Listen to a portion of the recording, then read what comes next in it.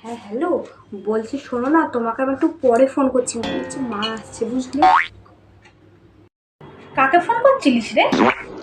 কেউ না তো। কে আবার? কেউ না। কে ছিল লাইনে? আরে কেউ না বলছি তো। আরে বল না, তুই কি ভাবিস মা কিছু টের পায় না? মা সব বুঝতে পারে। তোমার বলছি তো কেউ না।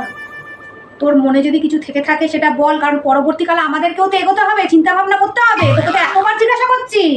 আরে কেউ না রে বাবা। মায়ের থেকে বন্ধু কিন্তু এই জগতে কেউ নেই, এতবার করে বলছি। বল কে ছিল ফোনে? আরে আমি 6 মাস ধরে একজনের সাথে রিলেশনশিপে আছি, সেই আর কি।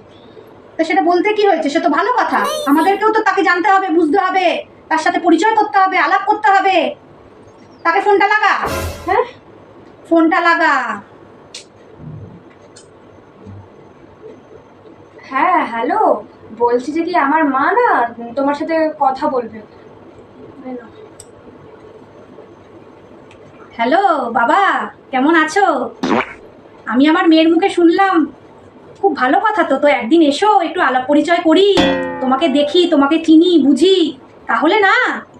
তা শুনলাম নাকি তুমি আমার মেয়ের সাথে 6 মাসের সম্পর্কে আছো।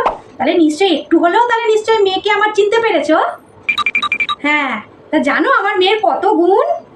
শীতকালে তো ছেড়েই দাও, আমার মেয়ে কিন্তু গরমকালেও না 2-3 দিন ছাড়া ছাড়া চান করে।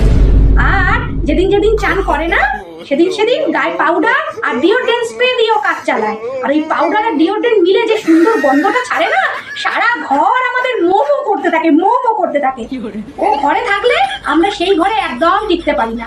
আর শোনো বাবা, আর একটা গুণও আছে, আমার মেয়ে কিন্তু বেলা 12টা-1টার আগে ঘুম থেকে ওঠে না।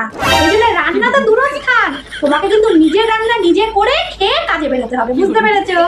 হ্যাঁ, আর আরেকটা শোনো শোনো, এখনই তুমি এত ইয়ে করো না।